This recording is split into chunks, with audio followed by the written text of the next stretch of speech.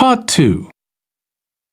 You will hear a woman called Alice Riches talking on the radio about a scheme which involves closing streets to traffic to allow children to play. First, you have some time to look at questions 11 to 16.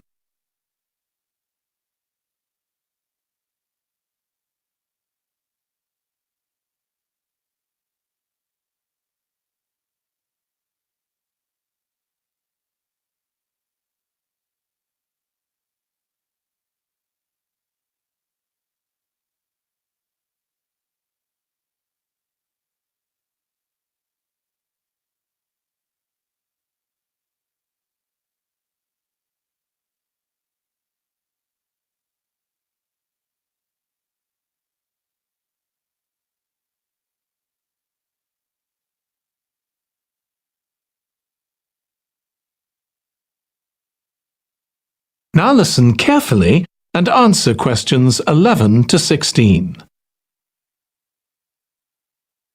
My guest on the show today is Alice Riches, who started the Street Play scheme where she lives in Beechwood Road. For those of you that don't already know, Street Play involves local residents closing off their street for a few hours so that children have a chance to play in the street safely. She started it in her own street, Beechwood Road, and the idea caught on. And there are now street play schemes all over the city. So when did you actually start the scheme, Alice? Well, I first had the idea when my oldest child was still a toddler. So that's about 6 years ago now. But it took at least 2 years of campaigning before we were actually able to make it happen. So the scheme's been up and running for 3 years now. We'd love to be able to close our road for longer, for the whole weekend, from Saturday morning until Sunday evening, for example. At the moment, it's just once a week. But when we started, it was only once a month. But we're working on it. So what actually happens when Beechwood Road is closed? We have volunteer wardens, mostly parents, but some elderly residents too, who block off our road at either end. The council have provided special signs, but there's always a volunteer there to explain what's happening to any motorists. Generally, they're fine about it. We've only had to get the police involved once or twice. Now, I should explain that the road isn't completely closed to cars, but only residents' cars are allowed. If people really need to get in or out of Beechwood Road, it's not a problem as long as they drive at under 20 kilometres per hour. But most people just decide not to use their cars during this time, or they park in another street. The wardens are only there to stop through traffic. So, can anyone apply to get involved in street play? Absolutely. We want to include all kids in the city, especially those who live on busy roads. It's here that demand is greatest. Obviously, there isn't such demand in wealthier areas where the children have access to parks or large gardens, or in the suburbs where there are usually more places for children to play outside. I'd recommend that anyone listening who likes the idea should just give it a go. We've been surprised by the positive reaction of residents all over the city, and that's not just parents. There are always a few who complain, but they're a tiny minority. On the whole, everyone is very supportive and say they're very happy to see children out on the street, even if it does get quite noisy. Before you hear the rest of the conversation, you have some time to look at questions 17 to 20.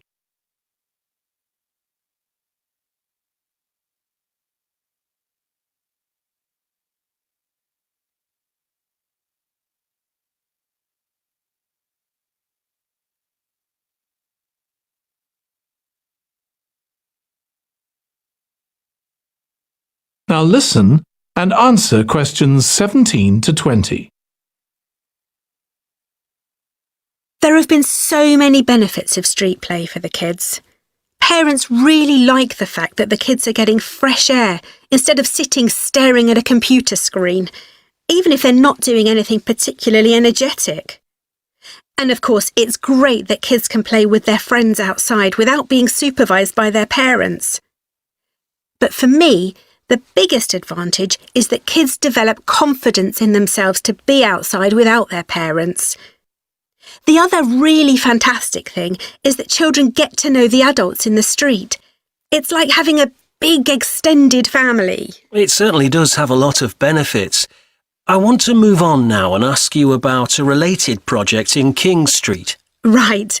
Well, this was an experiment I was involved in, where local residents decided to try and reduce the traffic along King Street, which is the busiest main road in our area, by persuading people not to use their cars for one day.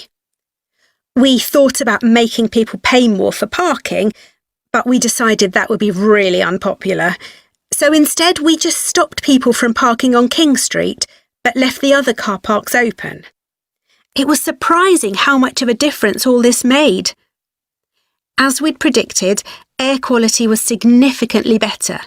But what I hadn't expected was how much quieter it would be, even with the buses still running. Of course, everyone said they felt safer, but we were actually amazed that sales in the shops went up considerably that day. We thought there'd be fewer people out shopping, not more. That's really interesting. So the fact that the street was